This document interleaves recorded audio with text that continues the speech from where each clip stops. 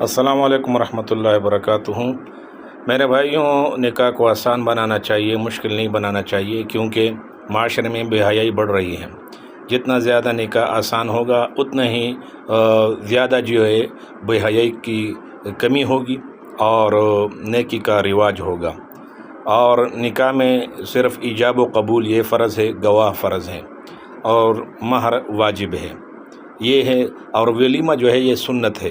ولیمہ میں بھی اپنے استطاعت کے مطابق کرنی چاہیے۔ اس کے لیے قرضے لینے کی ضرورت نہیں ہے کہ آدمی قرضے لے اور پھر رسم و رواج بھی کرے، پھر جہیز کا سامان بھی کرنا پڑتا ہے۔ یہ سب ایسے ڈھکوسلی چیزیں ہیں جس سے نکاح میں مہنگی ہو جاتی ہے، اور آدمی نکاح کے بدلے میں پھر برائی کی طرف مائل ہوتا ہے۔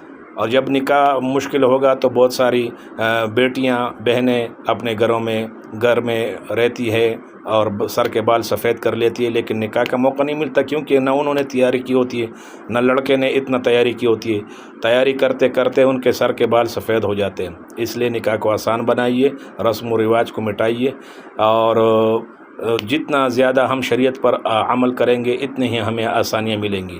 پچھلے دنوں بلوچستان کا جو واقعہ ہوا، ظالموں نے اور جاہلوں نے جو عمل کیا، یہ بالکل قابل تردید ہے، اور ظلم کو پروموٹ نہیں کرنا چاہیے۔ محبت کی شادی وہ جائز ہے، اور یہ بھی ضروری ہے کہ والدین سے آدمی پوچھ کے کرے تو اس سے برکت آئے گی۔ اس میں یہ ہوگا کہ تعلقات بھی بنیں گے، دعائیں بھی ملیں گی۔ اگر ہم والدین کو چھوڑ کر ہی اپنی مرضی کرنے لگ جائیں تو پھر اس سے یہ ہوگا کہ والدین کی دعائیں ہمیں نہیں ملیں گی۔ عورت اور لڑکی بیچاری، اس کو کیا پتہ ہوتا ہے کہ لڑکا کس مزاج کا ہے، کما رہا ہے نہیں کما رہا ہے، اور وہ فراڈیا ہے یا کیسا ہے؟ یہ تو والدین کو ہی پتہ چلتا ہے، بھائیوں کو ہی پتہ چلتا ہے۔ تو اس لیے ان کو اگنور بھی نہیں کرنا چاہیے، لیکن اگر ان کے بغیر نکاح کرنا ہے تو ہو جاتا ہے۔